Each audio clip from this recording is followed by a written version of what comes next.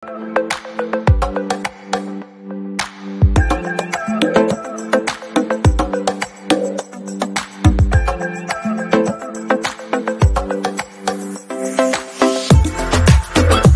Video అయితే నేను real sound తోటే పెట్టాను నేను, ఎందుకంటే ఎక్స్పీరియన్స్ మీరు కూడా చేయాలనేసి.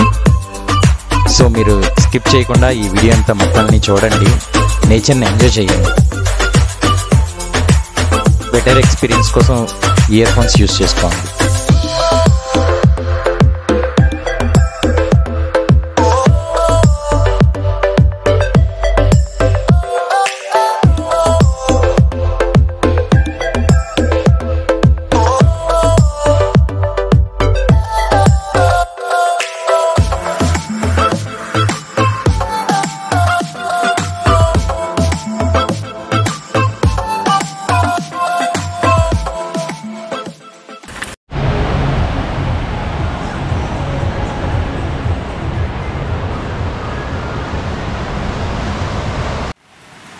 ఇప్పుడు ఆల్రెడీ 6:10 అయిపోయింది.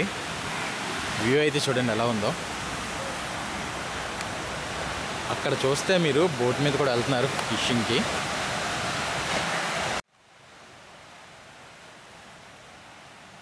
చూసారా, 3 మనుషులు వెళ్తున్నారు. ఫ్రెండ్స్ ఆల్రెడీ 6:20 అయిపోయింది. నార్మల్ గూగుల్ సెర్చ్ చేస్తే 6:15 అని చెప్పారు, కానీ ఇంకా రాలేదు. ఇంకా వెయిట్ చేస్తున్నాను. యాక్చువల్లీ ఈ క్లైమేట్ కొంచెం చలిగా ఉంది కదా, దానివల్ల ఏమో రావట్లేదు. వెయిట్ చేద్దాం. నేనైతే 4 o'clock అయితే లేచిపోతే వచ్చేసాను. సన్ అయితే ఇంకా రావట్లేదు. దయదరచట్లేదు నా మీద అసలు. ఏమో ఈరోజు మేము వచ్చాం వీడియో తీయడానికి అనేసి ఏమో దాకుంటుంది. మీకు ఎవరైనా సన్తో కాంటాక్ట్ ఉంటే చెప్పండి కొంచెం.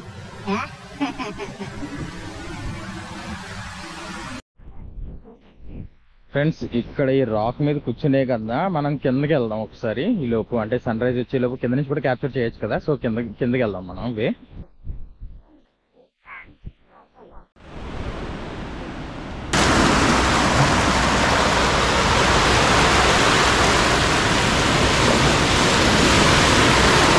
ఈ అందాలను ఎంత చూసినా ఇక్కడే ఉండిపోవాలనిపిస్తుంది సాయంత్రం వరకు.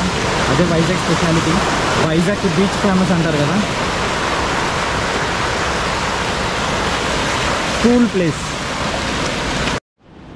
ఇక్కడ శాండ్ చూడండి ఎంత క్లీన్గా ఉందో. చాలా క్లీన్గా ఉంది.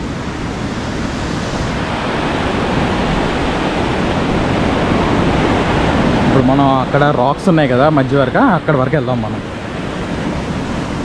చూడండి ఫ్రెండ్స్, మంచి వ్యూ అసలు. వైజాగ్ వస్తే మాత్రం ఈ సీ వ్యూ పాయింట్ దగ్గరికి మాత్రం మిస్ అవ్వకండి.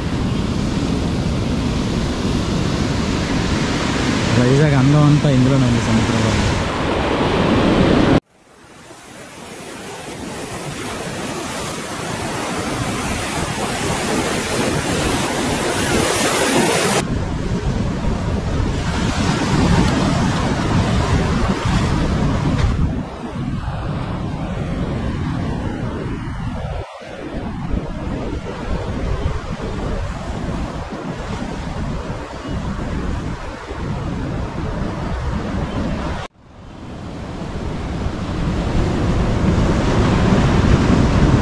ఇక్కడైతే చాలా జాగ్రత్తగా వెళ్ళాలి. లేడీస్తో అయితే మాత్రం కొంచెం అవాయిడ్ చేయడం మంచిది. కాకపోతే పర్వాలే, జాగ్రత్తగా వెళ్తే పర్వాలేదు.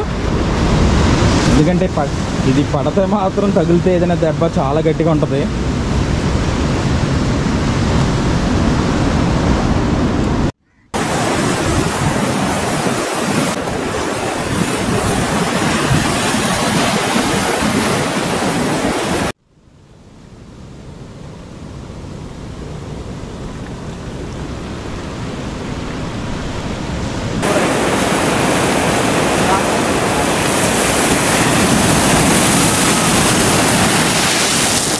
బ్యాక్ వచ్చి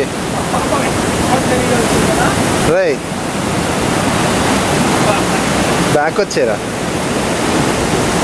పెద్ద అలలు వస్తున్నాయి. చాలు ఒక నిమిషం గుండెల్లో రాయిపోయింది వచ్చింది అంటే చూడు, మన సీకి అక్కడ నుంచి ఇంత ముందుకు వచ్చాం. ఆల్మోస్ట్ హాఫ్ కిలోమీటరా? అవును. హాఫ్ కిలోమీటర్ అనుకోవచ్చు. అదేంట్రా ఒకేసారి అంత కలిసి వచ్చింది.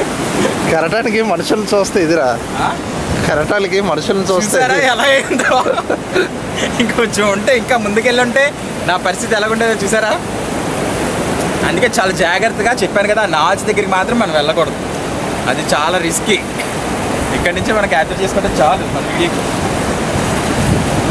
లేడీస్ చిన్నపిల్లలు రాకుండా ఉంటే బెస్ట్. అవును, చాలా డేంజర్గా ఉంది ప్లేస్ అయితే మటుకు.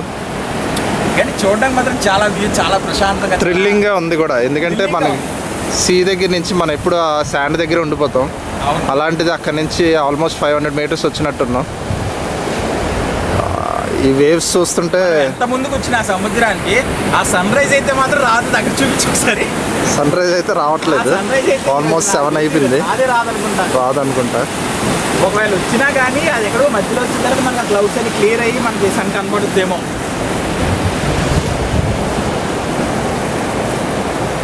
మొత్తానికి విజయ్ మంచి ప్లేస్ ఎక్స్పోజ్ చేశాడు ఈరోజు.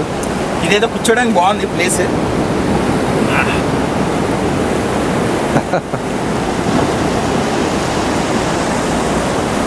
చూడండి ఫ్రెండ్స్, మనం స్టార్టింగ్ అక్కడ స్టార్ట్ అయినప్పుడు అక్కడ స్టార్ట్ అయ్యాం. ఇక్కడైతే అక్కడి నుంచి ఎలా చాలా వచ్చాం, ప్రశాంతంగా ఉంది, ఆ రాక్స్ దగ్గర నుంచి ఇక్కడికి వచ్చాం. హ్యాపీగా ఉంది. దాన్ని ఇలా నాకు నడుచుకోవచ్చు. ఈవినింగ్ వరకు ఆ ఈవినింగ్ 2 days 3 days ఫుడ్ పెట్టేసి ఉంచేస్తే మాత్రం ఉండిపోతాను. ఫుడ్ లేకుండా అయితే ఉండం, కానీ ఇది చెప్పినట్టు ఉంటుంది. కానీ చాలా ఎక్సలెంట్, చాలా పీస్ఫుల్గా ఉంది. ఎవరికైనా అప్పుడు మెంటల్ టెన్షన్ ఉన్నారు అందరూ ఇక్కడ హ్యాపీగా వచ్చి కూర్చుకోవచ్చు. అంటే ఇప్పుడు నాకు మెంటల్ టెన్షన్ ఉందని కాదు, నేను చెప్తున్నాను జస్ట్ ఎగ్జాంపుల్ అనమాట. ఇక్కడ ఐటీ కంపెనీస్ ఉన్నాయి అటువైపు. ఐటీ కంపెనీస్లో ఎంప్లాయీస్ మాత్రం చాలా లక్కీ. ఎందుకంటే వాళ్ళకి అక్కడ ఉన్న ప్రెషర్కి అవన్నీ రిలాక్సేషన్ కోసం ఇక్కడికి వచ్చి ఈ స్పాట్లో కూర్చుని హ్యాపీగా ఉంటారు. మైండ్ అంతా అంటే ఆ టెన్షన్ అంతా ఇక్కడే ఫ్రీ చేసుకుని వాళ్ళ ఇంటికి వెళ్తారన్నమాట హ్యాపీగా. సో దూరంగా ఉన్న వాళ్ళకి మాత్రం ఈ ఆప్షన్ ఉండదు. అరే రికార్డ్ చేయడం మర్చిపోయాను రా, రికార్డ్ కొట్టాలి కదా. శాండ్ బే అని వచ్చింది.